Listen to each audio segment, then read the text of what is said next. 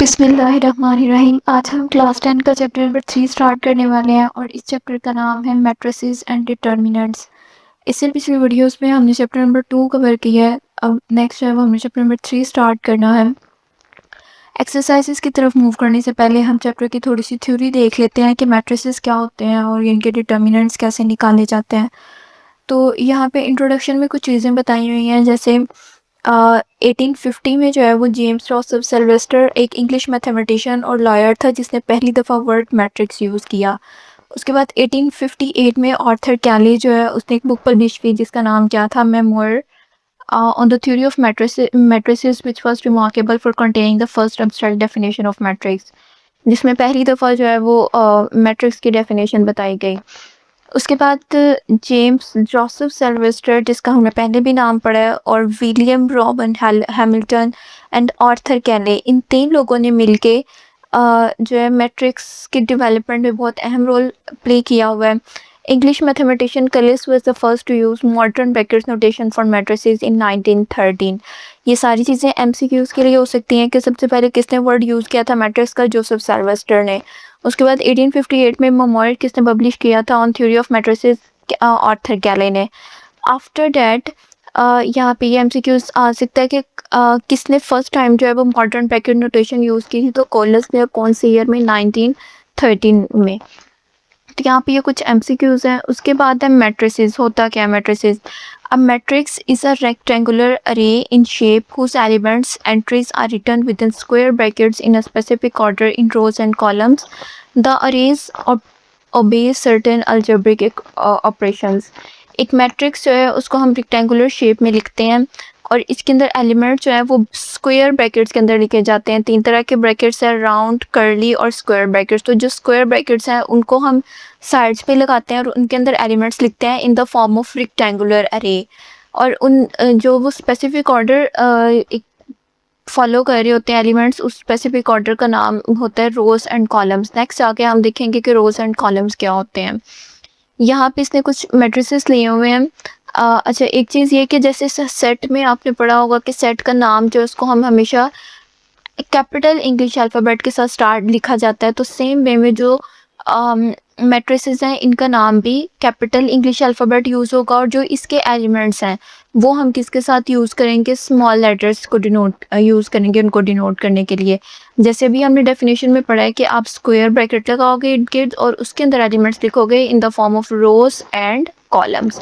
तो ये इसने काफ़ी सारे जो है वो मैट्रिसेस दिए हुए हैं जो सबके अंदर एक ही रोल फॉलो किया जा रहा है। पहली बात तो ये कि उनका नाम रखने के लिए हम कैपिटल इंग्लिश अल्फ़ाबेट यूज़ करेंगे। दूसरा ये कि उनकी नोटेशन क्या होती है कि आपने दोनों साइडों पे स्क्वायर ब्रैकेट लगानी है और उन स्क्वायर ब्रैकेट्स में नंबर्स लिखने हैं या उसके एलिमेंट्स लिखने हैं in the form of rows and columns. उसके बाद rows and columns of a matrix होती क्या है? रो क्या होती है? एंट्री और entries written in the horizontal line और लाइन फ्रॉम द रोज और the rows of the matrix. जो हॉरिजेंटली चीज़ें लिखी जाती हैं उनको जो एंट्रीज लिखी जाएंगी उनकी वजह से रोज बनती हैं, और जो कॉलम होता है वो क्या होता है कि जब वर्टिकली लाइंस लिखी जाएंगी तो उससे जो है वो कॉलम बनेगा। जैसे नीचे देखें यहाँ पे ये वर्टिकल लिखा हुआ है तो ये कॉलम हो गया, फिर आगे ऐसे ऐसे 3-4 कॉलम लिखे हुए हैं, और जो हॉरिजेंटली है 2 3 7 1 ये एक रो हो जाएगी। उसके बाद 1 5 3 2 रो 2 हो जाएगी और नेक्स्ट थर्ड रो आ जाएगी। अब इस ये वाला जो कॉलम ए उसने एग्जांपल में लिया हुआ है इसकी 3 रोज हैं और 4 कॉलम्स हैं, 1 2 3 रोज और 1 2 3 4 कॉलम्स हैं। बी के जो लिया हुआ है इसमें 3 ही रोज हैं और 3 ही कॉलम्स हैं। तो यहाँ पे आया हुआ है matrix B has 3 rows and 3 columns, और सी, ये C is equal to determinant लिखा हुआ है और इसके अंदर सिर्फ एक ही एलिमेंट लिखा हुआ है। तो जब एक ही एलिमेंट है तो मतलब रो भी एक ही है और कॉलम भी एक ही है। नेक्स्ट है एलिमेंट्स और एंट्रीज के एक मैट्रिक्स जो है उसके एलिमेंट्स या एंट्रीज क्या होती हैं। If A is equal to 1 4 2 3 5 6, तो ये जो सारे के सारे नंबर्स इसके अंदर यूज़ हो रहे हैं, यहाँ पे नंबर्स की जगह जो है वो भी आ सकते हैं, वेरिएबल्स भी आ सकते हैं, कोई और चीज़ भी आ सकती है। तो ये जो चीज़ें इस ब्रैकेट्स के अंदर लिखी गई हैं इनको हम क्या कहते हैं, आर कॉल्ड एलिमेंट्स और एंट्रीज ऑफ मैट्रिक्स ए। उसके बाद ऑर्डर और साइज ऑफ मैट्रिक्स ए है। If a matrix A has m number of rows and n number of columns then order और the size of matrix is m/n। Order of matrix क्या होता है कि जैसे ये देखो यहाँ पे ऑर्डर मैट्रिक्स दिया हुआ है बी, इसके अंदर कितनी रोज हैं, 1 2 और 3, और कॉलम भी कितने हैं, 1 2 3। तो इसका जो ऑर्डर है वो लिखा जाएगा 3/3। इसके अंदर रोज भी उतनी ही थी और कॉलम्स भी उतनी ही, तो 3 3 आ गया। लेकिन हम हमेशा रो को पहले लिखते हैं और कॉलम को बाद में लिखते हैं, मतलब ये वाला 3 जो है ये रोज के लिए लिखा गया और ये वाला 3 जो है ये कॉलम के लिए लिखा गया। If the matrix of order is 3/4, it means जो पहला वाला नंबर है वो किसको डिनोट कर रहा है, रोज को, 3 रोज और 4 columns. It does not mean 3/4 is equal to 12, however 12 is the number of elements in the matrix. उसके बाद इक्वल मैट्रिक्स आ जाते हैं, और इक्वल मैट्रिक्स क्या होते हैं, two matrices A and B are said to be equal if and only if they are of the same order and their corresponding elements are same. इसका क्या मतलब है कि दो इक्वल मैट्रिसेस वो होते हैं कि जिनके जो कोरस्पॉन्डिंग, मतलब जो आमने सामने वाले एलिमेंट्स हैं वो बिल्कुल एग्जैक्टली सेम हो, और साथ ही साथ उनका ऑर्डर भी सेम होना चाहिए दोनों का। जैसे ये इसने दो मैट्रिसेस लिए हुए हैं, ए इज इक्वल टू 2 3 4 -2, और ये बी लिया हुआ है।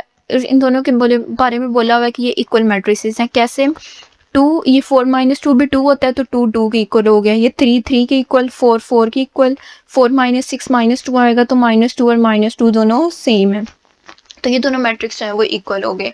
तो हम एक्सरसाइज 3.1 की तरफ मूव करते हैं, और इस एक्सरसाइज का जो पहला क्वेश्चन है उसमें आपसे पूछ रहा हुआ है right the number of rows and number of columns in each matrix. नीचे आपको मैट्रिक्स दिए हुए हैं, इन सब में जो है वो हमने नंबर ऑफ रोज और नंबर ऑफ कॉलम्स लिखने हैं।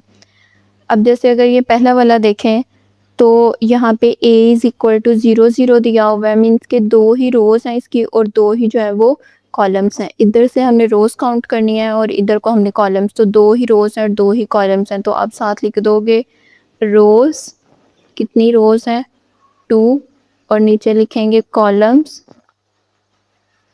कॉलम्स भी कितने हैं, 2। ठीक है, नेक्स्ट ये जो है इसके अंदर 1 2 3, 3 जो है वो रोज है और कॉलम कितने हैं, एक ही कॉलम है। ये वाला जो है 1 2 3, 3 इसके अंदर कॉलम है और रोज कितनी है, एक, 1 रो और साथ में 3 कॉलम्स हैं। यहाँ पे 1 2 3, 3 रोज हैं, 1 2 और 3, 3 ही कॉलम्स हैं। ये वाला जो है इसमें 1 2, 2 रोज, 1 2 और 3, 3 जो है वो कॉलम्स हैं। तो यहाँ पे बस हमने नंबर ऑफ रोज और नंबर ऑफ कॉलम्स ही बताने थे इस क्वेश्चन में, तो वो हमने लिख दिया है। नेक्स्ट क्वेश्चन नंबर 2 जो है इसकी स्टेटमेंट है right the order of each matrix. नीचे आपको मैट्रिक्स दिए हुए हैं, हर मैट्रिक्स का ऑर्डर लिखना है।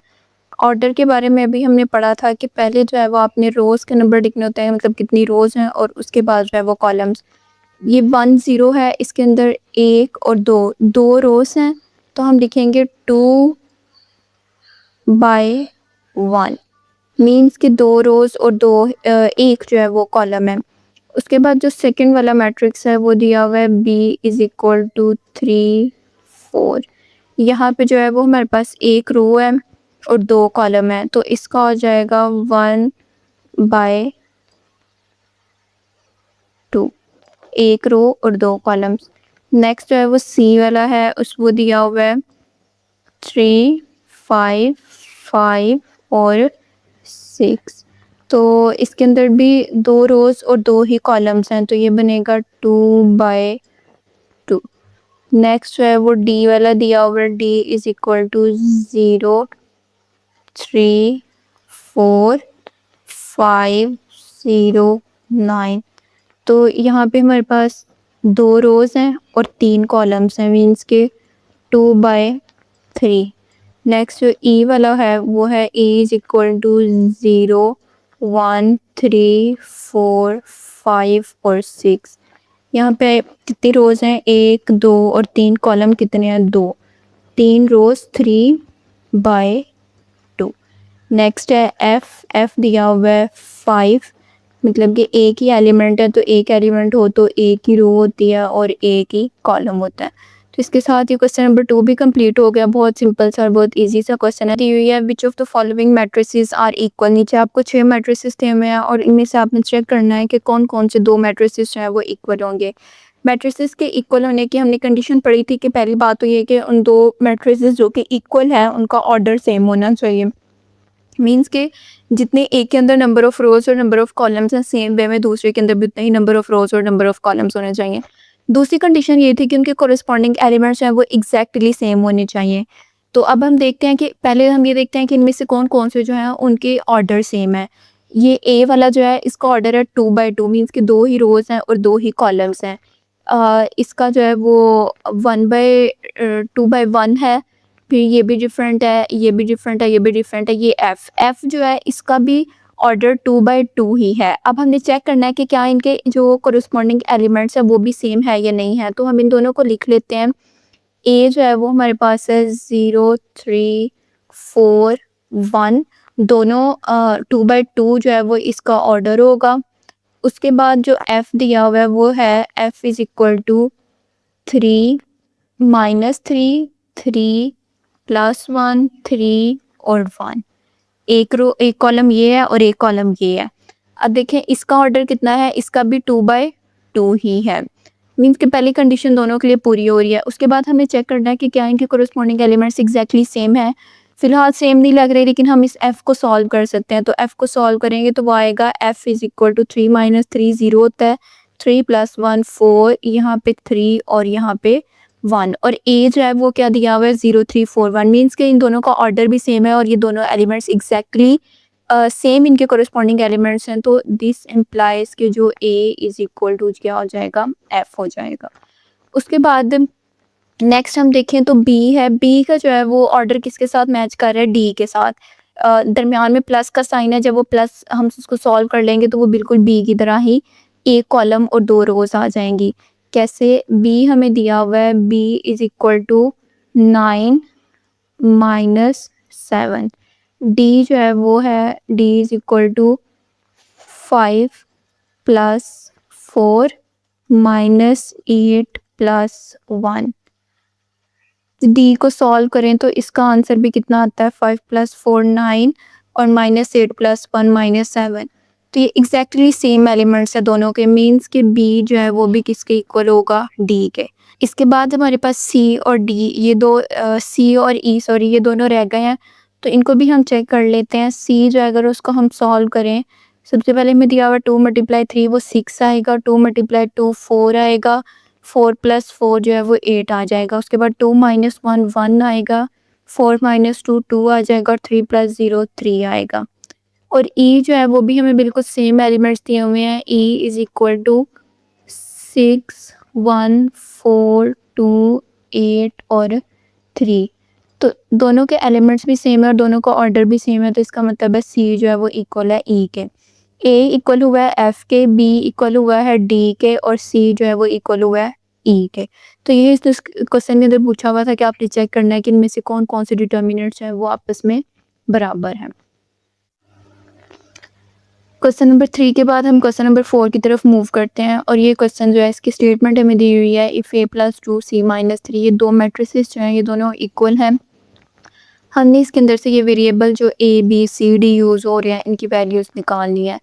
तो कैसे करेंगे इसको, सबसे पहले दोनों मैट्रिसेस लिख लेते हैं जो कि हैं a + 2 c - 3 b - 1 d + 4 और ये इक्वल है एक दूसरे मैट्रिक्स के जो कि है 5 6 8 4। हमने मैट्रिक्स इक्वल मैट्रिक्स जो हैं उनकी डेफिनेशन में पढ़ा था कि इनके कोरिस्पॉन्डिंग एलिमेंट्स जो हैं वो बिल्कुल इक्वल होते हैं।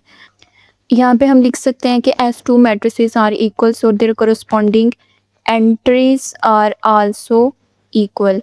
ये हमने इसकी डेफिनेशन में पढ़ा था कि जब दो मैट्रिसेस इक्वल हो जाते हैं तो उनकी जो कोरिस्पॉन्डिंग एंट्रीज हैं वो भी इक्वल हो जाती हैं। क्या मतलब है इस चीज़ का, हम इक्वल रख सकते हैं a + 2 is equal to 5, c - 3 is equal to 8, उसके बाद b - 1 इज इक्वल टू 6 आ जाएगा और यहाँ से एंड से d + 4 is equal to 4, d + 4 is equal to 4।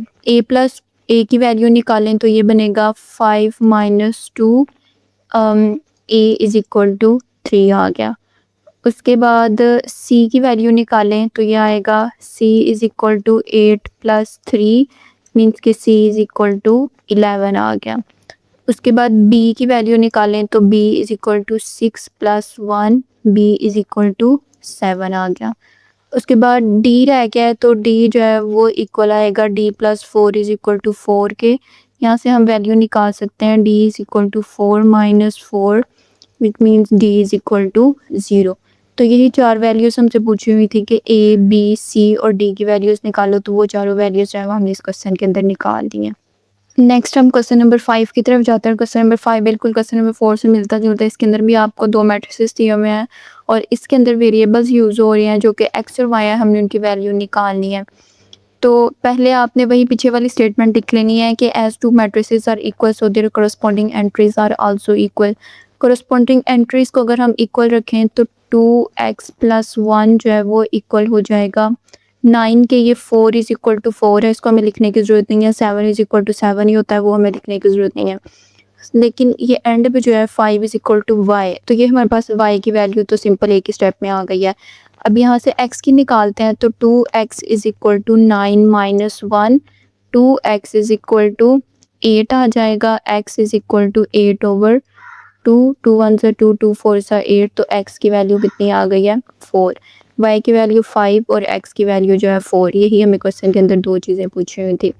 Next हम क्वेश्चन नंबर 6 की तरफ जाते हैं और क्वेश्चन नंबर 6 भी इनसे मिलता-जुलता ही है कि आपको 2 मैट्रिसेस दिए हुए हैं और उनके अंदर यूज़ होने वाले वेरिएबल्स की वैल्यूज़ निकालनी है। तो यहाँ पे भी हम वैसे ही करेंगे जैसे हमने पीछे किया है कि सबसे पहले जो हमारे कोरस्पॉन्डिंग एंट्रीज हैं उनको इक्वल रख लेंगे। जैसे a + b जो है वो इक्वल आ जाएगा 10 के और साथ ही साथ यहाँ से हम 2d -1 इसको इक्वल रख लेंगे 5 के। ये 3b + 2 जो है ये इक्वल आ जाएगा 11 के। 3b + 2 इज़ इक्वल टू 11 और एंड पे हमारे पास 4 इज़ इक्वल टू c। तो c की वैल्यू तो हमें मिल गई है 4। बाकी जो पीछे वाले हैं a, b और d, इनकी वैल्यूज़ हम निकालते हैं। अच्छा, यहाँ से हम d की वैल्यू भी निकाल सकते हैं सिंपल तरीके से। तो ये बनेगा 2d is equal to 5 + 1, d is equal to 6/2 आएगा। 2 1 ज़ा 2, 2 3 ज़ा 6, तो d की वैल्यू कितनी हो गई 3। ठीक है, ये 2 वैल्यूज़ हमारे पास निकल आई हैं। बाकी ये जो 2 हैं इन दोनों के अंदर यहाँ से हम b की वैल्यू निकाल लेते हैं तो ये बनेगा 3b is equal to 11 - 2, 3b is equal to 11 - 2, 11 10 9 बचेगा। तो b इज़ इक्वल टू 9/3, 3 1 ज़ा 3, 3 3 ज़ा 9, b की वैल्यू भी कितनी आ गई है 3। b, d और c इन तीनों की वैल्यू आ गई है। अब ये जो b की वैल्यू आई है इसको यहाँ पे पुट करेंगे तो a + 3 इज़ इक्वल टू 10 आएगा। a इज़ इक्वल टू 10 - 3 हो जाएगा। a is equal to 7। तो यहाँ से हमारे पास a, b, c, d तीनों की चारों की वैल्यूज़ आ गई हैं। नेक्स्ट जो है वो हम क्वेश्चन नंबर 7 की तरफ जाते हैं। क्वेश्चन नंबर 7 जो है इसका मेथड भी बिल्कुल सेम है कि आपने p और q की वैल्यूज़ निकालनी है जब जो मैट्रिसेस हैं वो दोनों इक्वल हैं। तो यहाँ से हम कोरस्पॉन्डिंग एंट्रीज़ को इक्वल रखते हैं। p + q is equal to 6, ये 5 5 के इक्वल है, इसको हमें लिखने की ज़रूरत नहीं है। 11 11 के इक्वल है, इसको भी लिखने की ज़रूरत नहीं है। एंड पे p - 2q is equal to 0। अच्छा, अब 2 ही इक्वेशंस हैं, 2 ही वेरिएबल्स हैं, तो हम इनको साइमल्टेनियसली सॉल्व करेंगे। मीन्स कि हम इस तरह से कर लेते हैं कि यहाँ से q या p की वैल्यू निकाल के उसको इस इक्वेशन के अंदर पुट करते हैं। इसको इक्वेशन नंबर 1 कह लो और इसको इक्वेशन नंबर 2 को। इक्वेशन नंबर 1 को यूज़ करते हुए हम क्या करेंगे, फ्रॉम इक्वेशन 1 से हम p की वैल्यू निकालते हैं जो कि किसके इक्वल आई है 6 - q के। और ये जो इक्वेशन है इसको हम इक्वेशन नंबर 3 कह लेते हैं। इसको हम पुट करेंगे इक्वेशन नंबर 2 में। Put p is equal to 6 - q in 2। 2 के अंदर इसको पुट करें तो p की जगह पे आ जाएगा 6 - q - 2q पहले वाली इक्वेशन का इज़ इक्वल टू 0। ये 6 - 3q is equal to 0, -3q उधर चला जाएगा, 6 इज़ इक्वल टू 3q हो जाएगा। 6/3 इज़ इक्वल टू q, 3 1 ज़ा 3, 3 2 ज़ा 6, 2 इज़ इक्वल टू q आ जाएगा।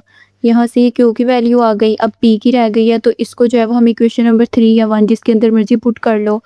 Put Q is equal to 2 in equation 3 के अंदर इसको पुट करेंगे तो ये बनेगा P is equal to 6 minus 2, P की वैल्यू आएगी 4। तो P की वैल्यू 4 और Q की वैल्यू 2, इसके साथ ही ये एक्सरसाइज ख़त्म होती है। नेक्स्ट वीडियो में इंशाल्लाह हम नेक्स्ट एक्सरसाइज स्टार्ट करेंगे, तब तक के लिए अल्लाह हाफिज़।